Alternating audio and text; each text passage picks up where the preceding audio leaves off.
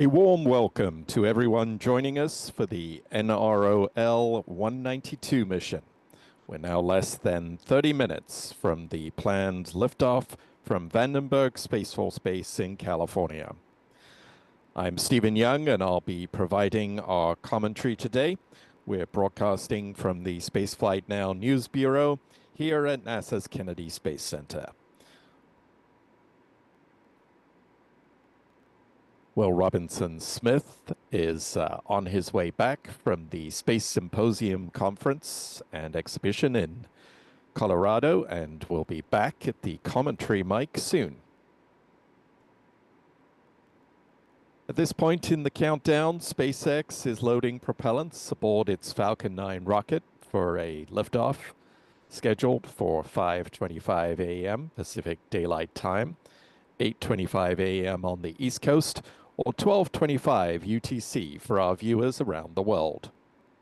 This is a mission for the National Reconnaissance Office, America's spy satellite agency. It's known as NROL 192, NROL standing for National Reconnaissance Office Launch. We believe inside the Falcon 9's payload fairing are a number of Starshield satellites. This is a government version of SpaceX's Starlink satellites. SpaceX is believed to have built these particular spacecraft in partnership with Northrop Grumman.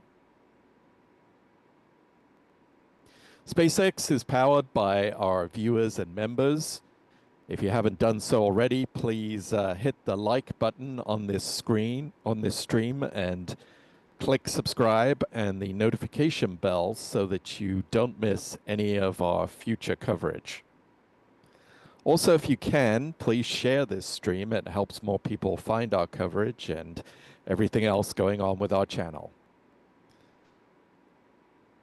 If you are able to do more to help expand our coverage of the space program, we would very much appreciate it if you would consider making a donation through the Super Chat feature or by becoming a member of our YouTube channel. Membership grants you access to our special members-only videos, as well as discounts in our online shop. A huge thank you to everyone who has made a contribution to help fund our coverage.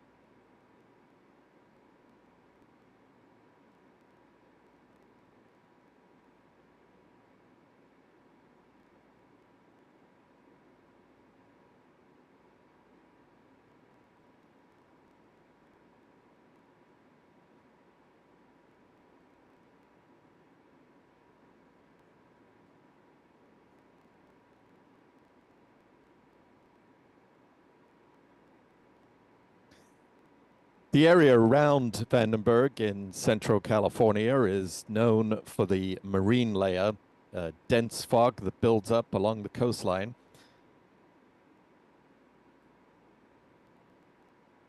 And unfortunately, from what we're hearing today, is no exception. So expect to see some foggy conditions when SpaceX starts providing pad views about 10 minutes prior to launch. There's always hope of a break in the cloud or fog that would give us some better views of the Falcon 9 on the pad itself. The good news is that SpaceX has cameras on board the Falcon 9 itself and also on some of the higher elevations in the Vandenberg area. So there's a good chance, even if the views from inside the pad fence are restricted by the fog, there's always hope that once it clears that fog, we're going to get some very clear views. And certainly if you're in other areas of the west in California and even some of the states to the east, you still should be able to see the ascent of the Falcon 9 once it clears that fog and cloud that is shrouding the central California coast right now.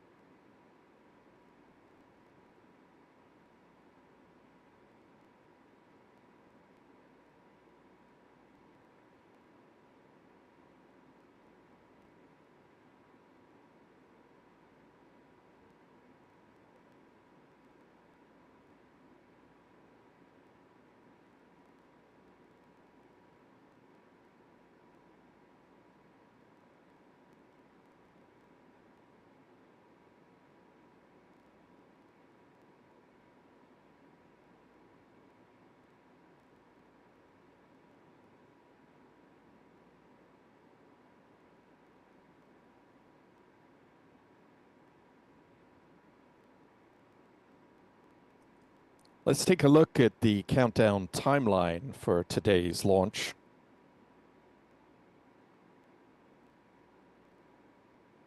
Before we came on air, the launch director performed a go, no-go poll of their team based at the Launch Control Center, which at Vandenberg is located about 11 miles north of the pad. Today's launch will also be supported by teams at SpaceX headquarters in Hawthorne, California. The countdown's automated propellant load sequence began at T-minus 35 minutes. That process gets underway with the loading of kerosene on the first and second stages, along with liquid oxygen on the first stage only. With 30 minutes left on the clock, cryogenic helium load starts. That helium is loaded into carbon fiber pressure vessels located inside the rocket's liquid oxygen tanks. The helium plays an important role pressurizing the rocket's tanks as the propellants are consumed. This pressure keeps the liquid oxygen and kerosene flowing into the Merlin rocket engines. Loading of helium starts with the first stage and continues with the second stage 4 minutes later. Loading of kerosene aboard the second stage should wrap up around the T-minus 23-minute mark. Meanwhile, the loading of kerosene into the much larger first stage fuel tank will continue until the final 10 minutes of the countdown. The next major event is the start of the strong-back chill-down process. That should be underway right now as the clock passes the T-minus 19-minute mark.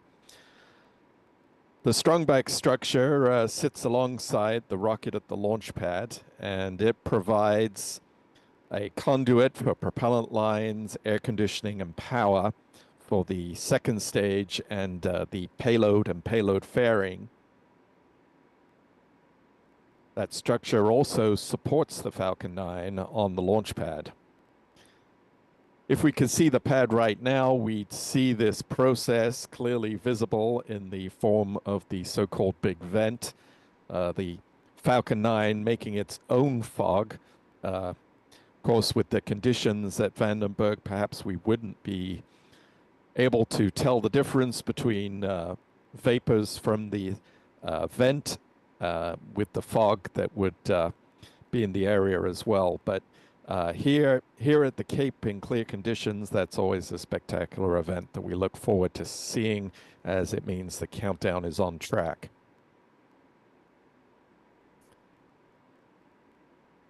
So that process chills down the liquid oxygen lines before the next major milestone in the countdown, which is the start of the second stage liquid oxygen load.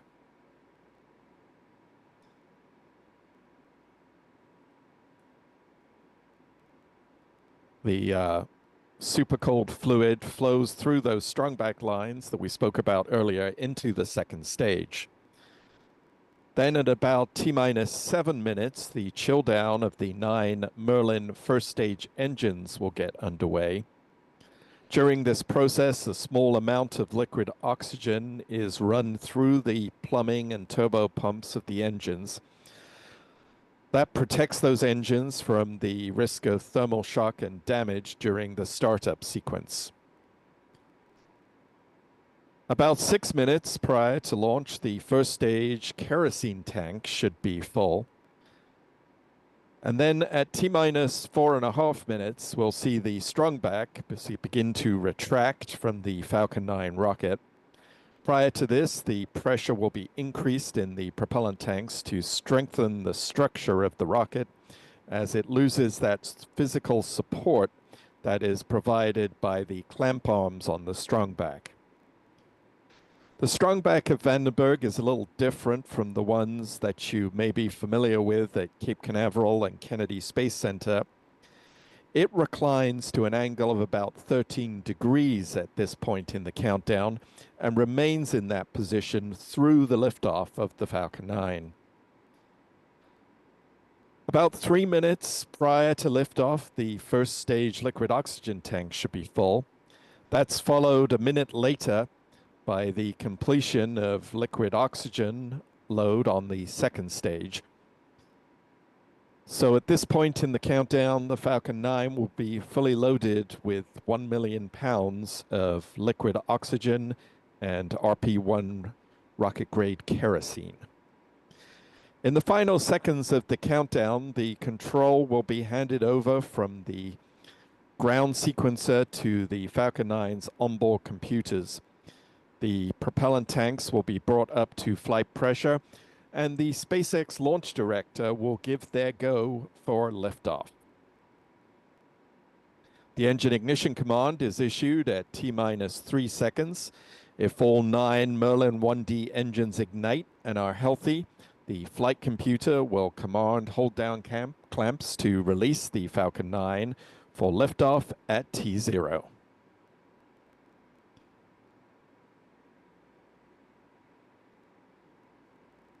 With the countdown clock now within the final 15 minutes before liftoff, the launch time is locked in at 5:25 a.m. Pacific time.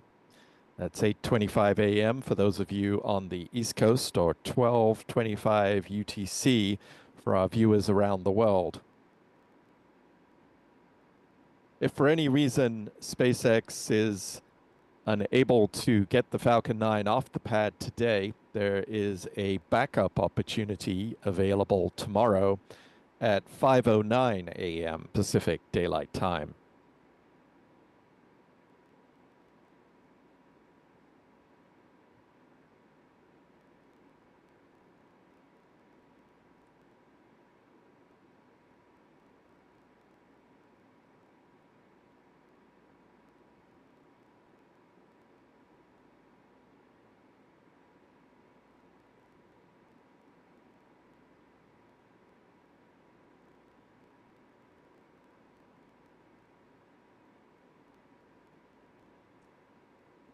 Let's take a look at the trajectory for this mission. The Falcon 9 will lift off from the pad at Space Launch Complex 4 East that you can see here in this satellite image. The pad was first used in the 1960s to launch Atlas and then later Titan rockets for the US military. SpaceX took over the pad in 2011 and converted it for Falcon 9 launches.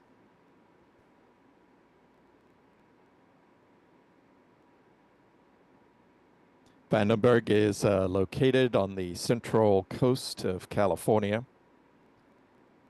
Tonight's mission will take a southeasterly trajectory along the coast of Southern California, passing the city of Los Angeles. Following stage separation, about two and a half minutes into flight, the first stage will continue downrange to land on SpaceX's West Coast drone ship, named, of course, I Still Love You. If all goes according to plan, the first stage booster will touch down on that launch landing platform in the Pacific at about 8 minutes and 15 seconds into flight. That drone ship is stationed about 360 miles downrange from the launch site off the coast of Baja California. Meanwhile, the upper stage will continue into orbit with the Starlink satellite, with the Starshield satellites. The two halves of the payload fairing will splash down about 70 miles further downrange from the booster landing zone.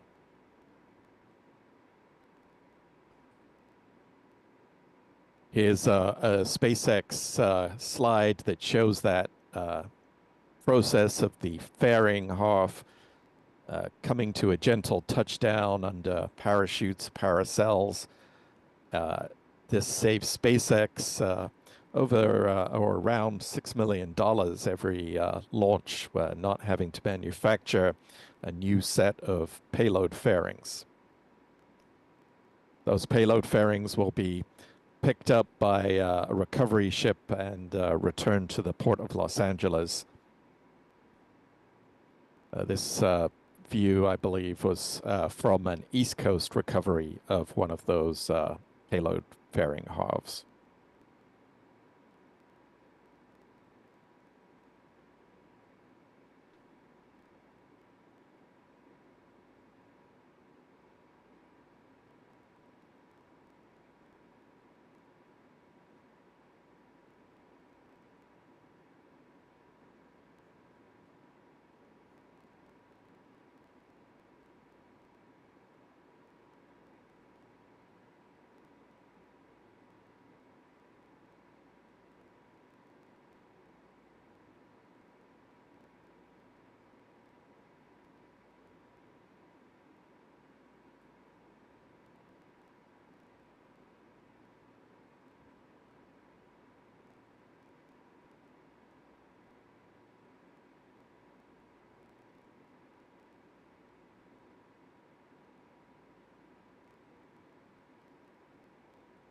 The Falcon 9 booster supporting tonight, this morning's launch from Vandenberg has the tail number 1071 and is launching for the 24th time.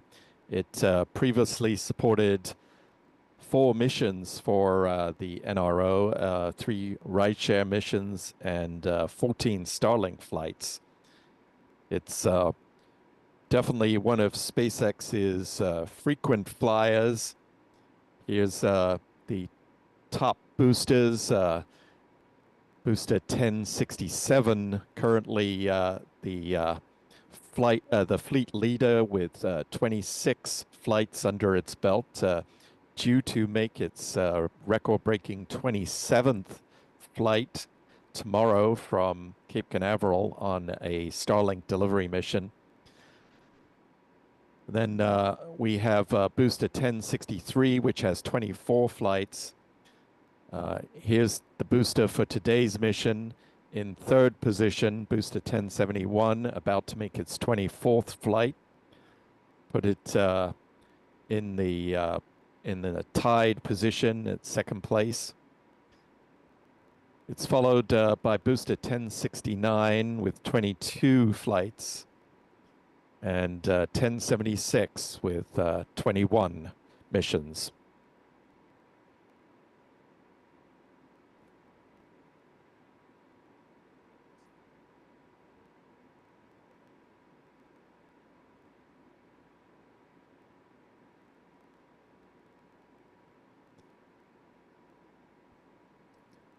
Well, we're receiving some live views of the launch pad at Vandenberg Space Force Base, and although you can tell there's some fog in the area, it's not as bad as we saw earlier in the week for Starlink launch, where it was actually impossible to see the rocket on the pad in these same views. We do know there is still some fog and low cloud in the area, but good to see that views of the pad are coming in pretty much clear of fog.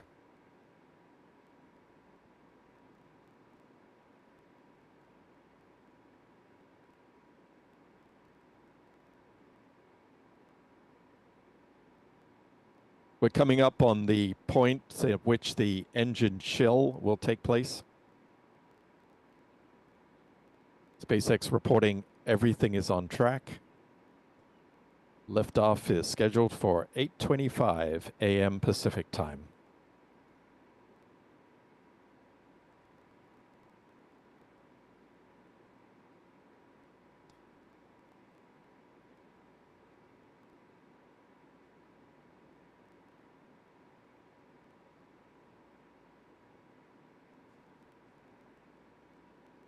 We have confirmation that engine chill is underway.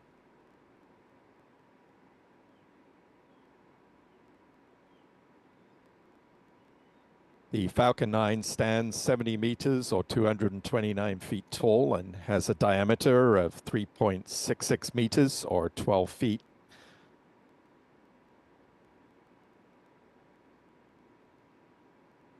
T-minus 6 minutes, 30 seconds and counting.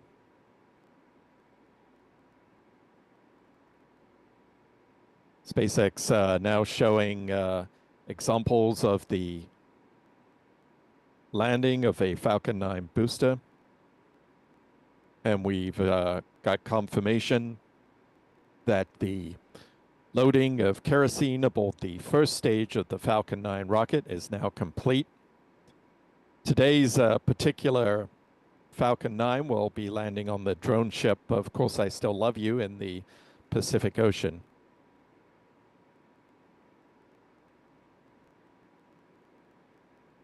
We're now less than 6 minutes to the launch of the Falcon 9 with satellites for the National Reconnaissance's Proliferated Architecture Program.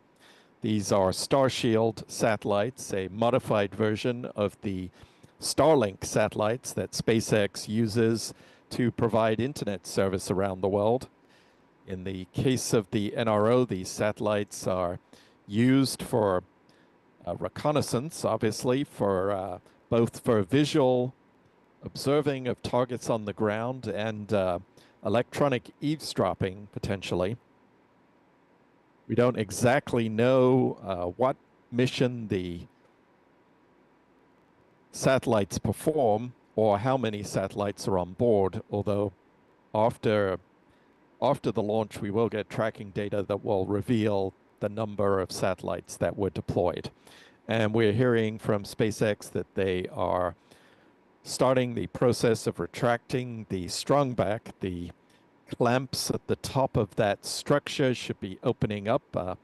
Unfortunately, we don't have as much fog in the area as we feared, but the Falcon 9 is busy manufacturing its own fog. That vapor is created when the moisture in the air comes into contact with the cold skin of the rocket's fuel tanks.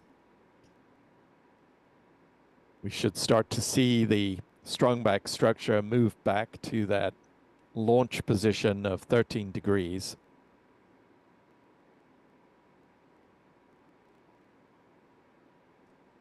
And there it goes. You can start to see that movement in the structure of the strongback. And the clamp arms that were holding the vehicle in position are now visible.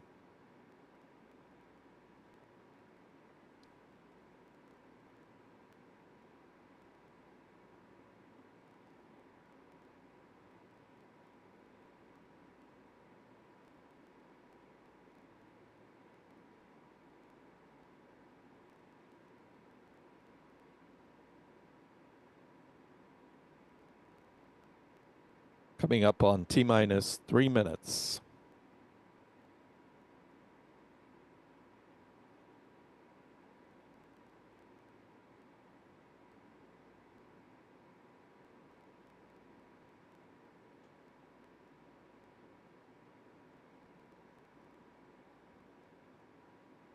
And we have confirmation that loading of liquid oxygen on the first stage is complete. The rocket's autonomous destruct system will be armed shortly.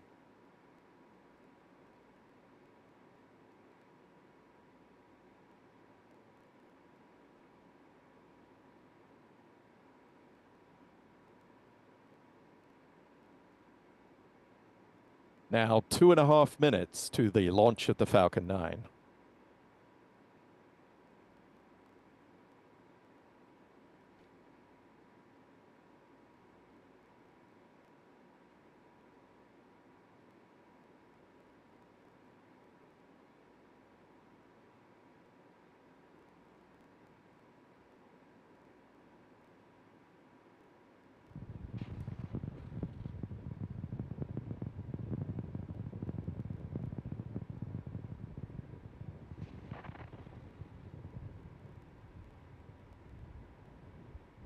At the T-minus 1 minute mark, we will be hearing a call out that Falcon 9 is in startup, and this will mean that the Stage 2 LOX load is complete. And there's that. And we heard confirmation that the loading of liquid oxygen on the first stage is complete. That means the Falcon 9 is fully loaded and ready for flight. The Falcon 9 should have switched to internal power at this point, and the thrust vector control system has been tested on the second stage Merlin vacuum engine. Ground gas closeouts are underway at the pad. That's the large cloud of vapor that you can see. Let's listen in to the SpaceX countdown. 10 seconds from now, we should be hearing that call out that Falcon 9 will be in startup.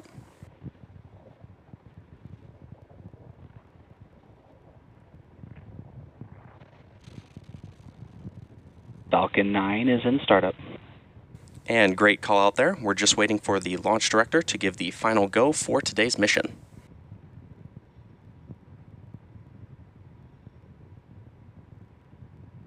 LD is go for launch. At T-minus 40 seconds, all systems are go for the launch of our Falcon 9. So let's sit back and listen in to the final countdown.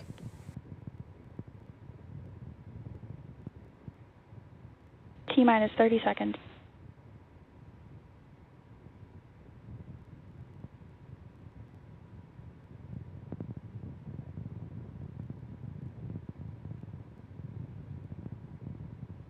T-minus 15 seconds.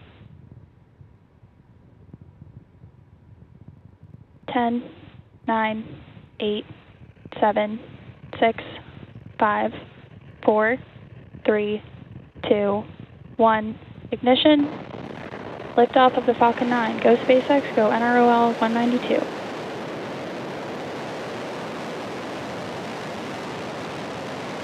Vehicle is pitching downrange. M1D propulsion is nominal.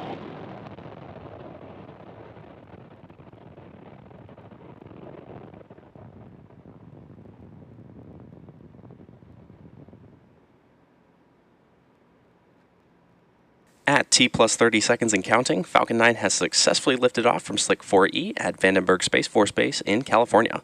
Now, in case you're just joining us, this is the NROL 192 mission for the National Reconnaissance Office, and we just had an on-time liftoff today at 5:25 a.m. Pacific Time. Avionics, power, and telemetry nominal. Good call out there. Coming up next, the vehicle will be passing through Max Q. Falcon 9 is supersonic. The vehicle will be passing through Max Q, which is the point in the mission profile where the vehicle experiences the greatest amount of aerodynamic pressure as it ascends through the Earth's atmosphere. Max Q. And there's that call out there for Max Q. Coming up next, we'll have several events happening in a quick succession, starting with MECO, followed by stage separation and SES-1. Main engine cutoff, or MECO, is where all 9 M1D engines shut down to slow the vehicle down in preparation for stage separation, which is where the first stage separates from the second stage. Following this, the MVAC engine on the second stage will light, which is called out as second stage start 1, or SES-1. Now this engine burn lasting... Stage 2 engine chill. Good call out there. This engine burn, which will last several minutes, will propel the second stage and the payload to orbit. And in addition to these major events, the fairing halves will separate about 30 seconds after SES-1. So keep an eye out for all of these events coming up in about 20 seconds from now. And as a reminder, we will not have any views of the Falcon 9 second stage or the payload at the request of our customer.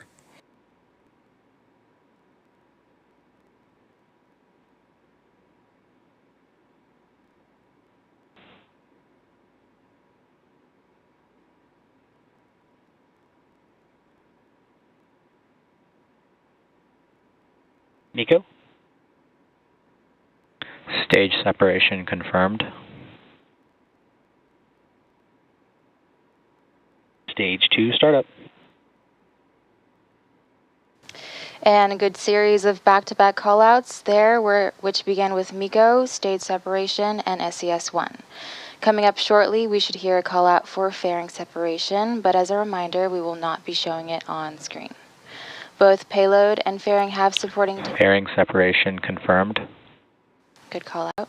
Both payload and fairing half supporting today's missions are also flight proven, with one half flying for its 12th time and the other flying for its 2nd time.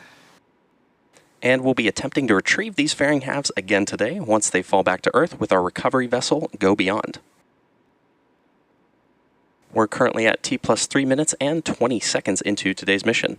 Now the next major milestone coming up in about 2.5 minutes from now will be the entry burn of the Falcon 9 booster as it continues on its journey towards our drone ship, Of Course I Still Love You, which is currently stationed in the Pacific Ocean. Now to start the entry burn, we will relight 3 of the M1D engines on the booster, which is similar to pumping the brakes to slow down the vehicle as it passes back into the Earth's atmosphere. We need to slow down the vehicle to reduce re-entry forces, which then helps us recover and reuse the first stage.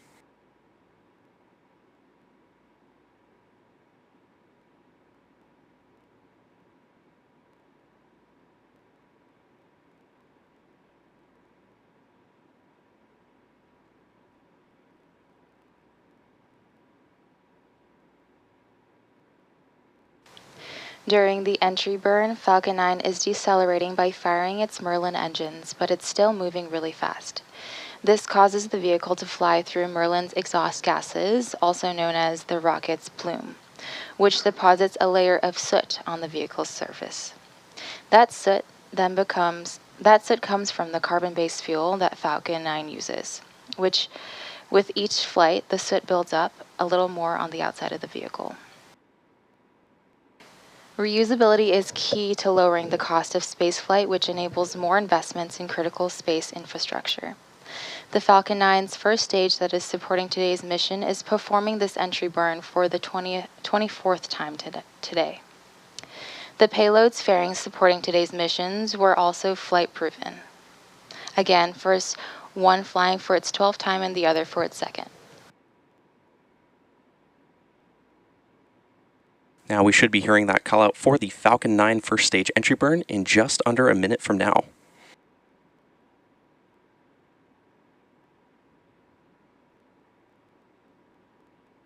And as a reminder, keep an eye out for the telemetry of the vehicle at the bottom left-hand corner of your screen, showing both the speed and altitude of the rocket.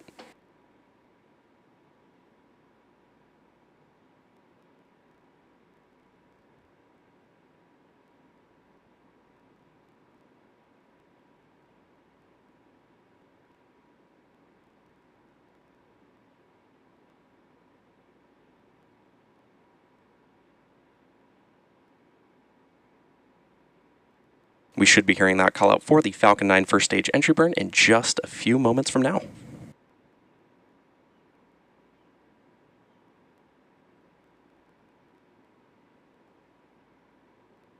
Stage 1 entry burn startup. And great call out there for entry burn startup. This burn is set to last about 20 seconds and again is slowing down the vehicle in preparation for its final burn and landing.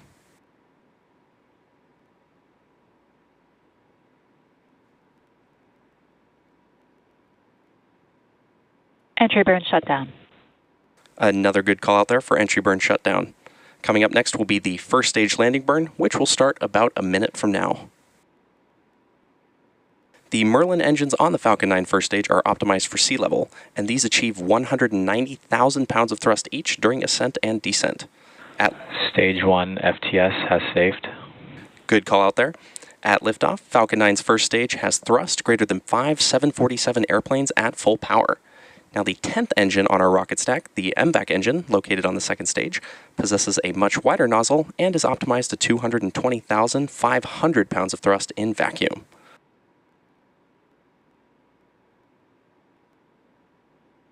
Coming up in about 30 seconds, we should hear that call out for the landing burn of the Falcon 9 first stage. This landing burn is the final... Stage 1 transonic. Another good call out there. The landing burn is the... Stage 2 FTS has safed. And another good call out. The landing burn is the final burn of the Falcon 9 booster used to reduce the remaining speed of the vehicle for a gentle and precise landing on our drone ship.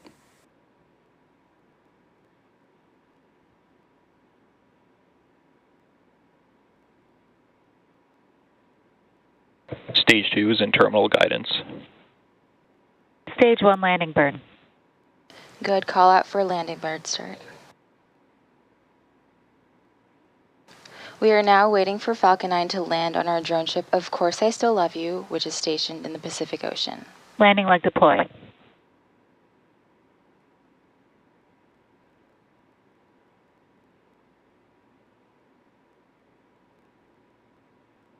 Stage 1 landing confirmed.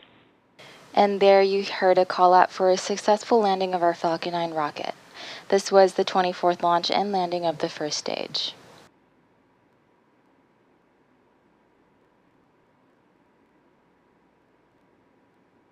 Well, SpaceX will be ending its coverage very shortly, as this is a National Reconnaissance Office mission. They will not be providing views from the rocket's second stage or of the payload.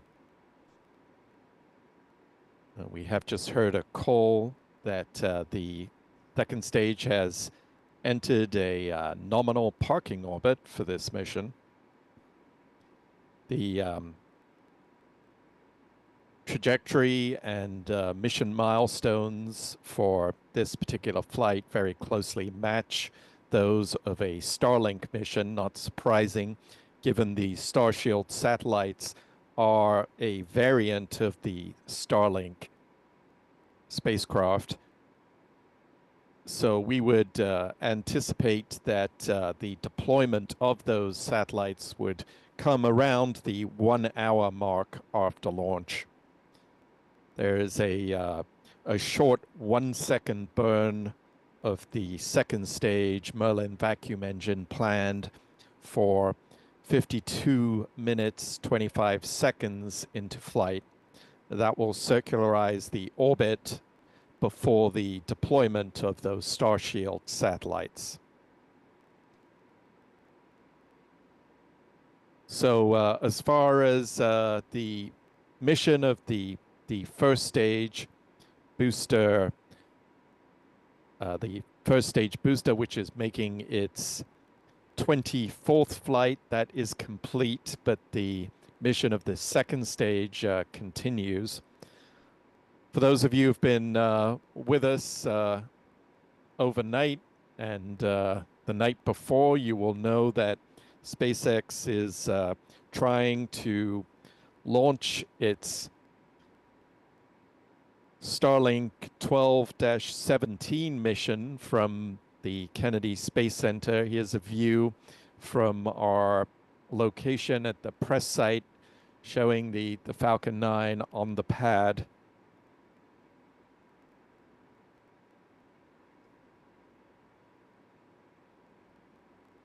The launch was of this particular Falcon 9 has been scrubbed 2 nights running. The first night we're not entirely clear for the reason, but last night the weather was particularly poor in the Cape Canaveral area as a cold front moved through Florida. So we're hopeful that the third time will be the charm for this particular mission.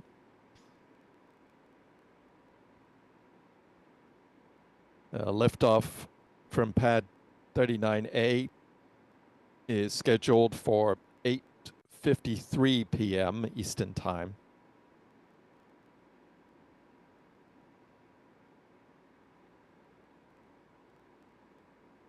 With this morning's launch of the NROL mission from Vandenberg, SpaceX could be looking at 3 launches in less than 48 hours. In addition to this particular Starlink mission, they are readying another Falcon 9 on launch pad 40 over across the river at Cape Canaveral Space Force Station. That's for the Starlink 6-73 mission. And as I mentioned earlier in the broadcast, this will be the record-breaking 27th flight or record-tying 27th flight for a first-stage booster.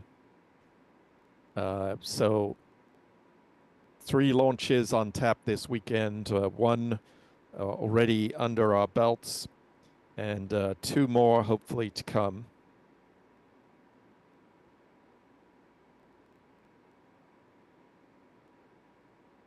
Before we go, let's take a look at the mission stats following the launch of the NROL 192 mission.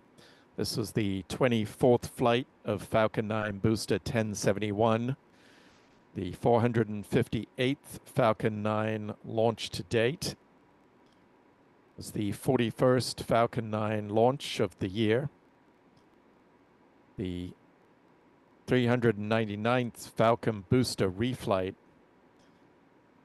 the 41st SpaceX orbital launch of 2025, and the 138th SpaceX orbital launch in the last 365 days. That's a useful metric that gives us a gauge on how SpaceX is doing on ramping up its launch cadence. It was hoping to reach the 170, 180 launches in a year mark. It's unclear if they're going to make that. In recent weeks, that number has remained static around 140 launches in the last 365 days. This was the 120th SpaceX orbital launch from Slick 4 East at Vandenberg, and overall the 209th launch from that pad. It's the 125th landing on the drone ship Of Course I Still Love You, the 343rd overall SpaceX drone ship landing, and the 429th Falcon booster landing overall. Looking at the space industry stats for the year so far, this was the 14th orbital launch from California, the 42nd from U.S. soil, and the 47th by U.S. rocket company, including those by Rocket Lab, which is a U.S. company but launches most of its vehicles from New Zealand. It was the 74th orbital launch globally. And we've had 1 orbital launch mishap that we've been able to confirm. So with that, I'll wrap up our coverage of the Falcon 9 launch from Vandenberg Space Force Base. Thank you for everyone who joined us for this early morning launch on the West Coast. As I mentioned earlier, we'll be back this evening for another launch attempt for the Starlink 12-17 mission. That launch scheduled for 8:53 p.m. Eastern Time. weather looking pretty nice for that opportunity. As you can see here, there's a few clouds offshore, but blue skies at the Kennedy Space Center, and the Space Force meteorologists predicting a 95% chance of acceptable weather for launch. And don't miss the next flight, the launch of a booster flying for the 27th time. That's scheduled for Sunday at 9:59 p.m. Eastern Time. So with that, I wish you a very pleasant Saturday, and we'll see you later this evening for the next Falcon 9 launch.